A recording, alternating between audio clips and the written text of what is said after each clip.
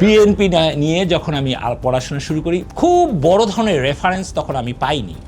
Seriously খুব বড় ধরনের রেফারেন্সগুলো পাওয়া যায়নি, বিভিন্ন কার্যক্রমগুলো ছোট ছোট ছোট ছোট আকারে পাওয়া গেছে। প্রথমে যখন আমি পড়তে শুরু করলাম তখন দেখলাম আরে উনি তো একজন সামরিক শাসক ছিল, তাহলে এ আর কি করবে? সামরিক শাসক মানেই তো জানেন পৃথিবীতে গণতন্ত্রকে ধ্বংস করে সামরিক শাসকরা। পৃথিবীর যেখানেই সামরিক শাসক আসছে সেখানেই পৃথিবীতে গণতন্ত্র ধ্বংস হয়েছে। তারপরে চিন্তা করলাম এত বড় যেহেতু রাজনৈতিক দল, এদেরকে নিয়ে একটু পড়ি। আমি বিশাল এক সমুদ্রের মধ্যে পড়ে গেলাম, সিরিয়াসলি বিশাল এক সমুদ্রের মধ্যে পড়ে গেলাম।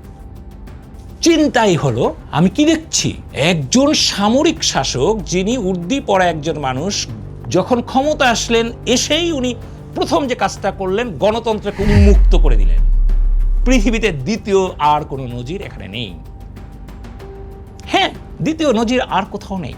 উনি সংবাদপত্রকে ওপেন করে দিলেন, সাংবাদিকদের ওপেন করে দিলেন, যদিও বা কোনো সাংবাদিক সেই কৃতজ্ঞতাটুকু করেনি, স্বীকার করেনি, বরঞ্চ বারবার মিডিয়া বিএনপির উপরেই অত্যাচার করেছে, মিডিয়া ন্যারেটিভ তৈরি করে বিএনপিকে বিপদে ফেলেছে।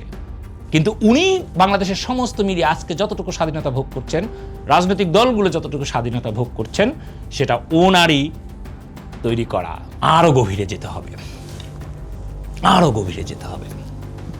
গভীরে যাইতে গিয়া ভাই আর একটা মহা আমি যদি ওই গল্পটা করতে চাই মোটামুটি 2 ঘন্টার এপিসোড হয়ে যাবে, সিরিয়াসলি 2 ঘন্টার এপিসোড হয়ে যাবে। কি ভীষণ ফুল মানুষ, একটা দুর্ভিক্ষ পীড়িত দেশ মাত্র 3-4 বছরের মধ্যে খাদ্য রপ্তানি করে ফেলল, অল্প পরিমাণ কিন্তু রপ্তানি করে ফেলছেন।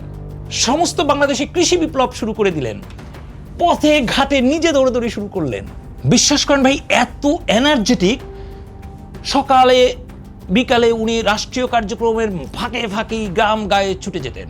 বোঝাই যেত ওনার প্রত্যেকটা কার্যক্রমের মধ্যে সততা আছে, স্পিড ছিল, সিরিয়াসলি স্পিড ছিল। আপনারা একটু ওই সময়টা একটুখানি খেয়াল করে দেখেন, ওনাকে নিয়ে যারা সমালোচনা করেন তারা একটু চিন্তা করে দেখেন। এরপরে উনি কি করলেন জানেন? সবচেয়ে যে জিনিসটা আমার কাছে খুব ভালো লেগেছে সেটা হচ্ছে অর্থনৈতিক ব্যবস্থায় উনি মুক্তবাজার অর্থনীতি চালু করলেন, যেটা বিশ্বের সেই মুহূর্তে খুবই খুবই জনপ্রিয়তা, এবং আজও মুক্তবাজার অর্থনীতির কাছাকাছি কেউ নাই।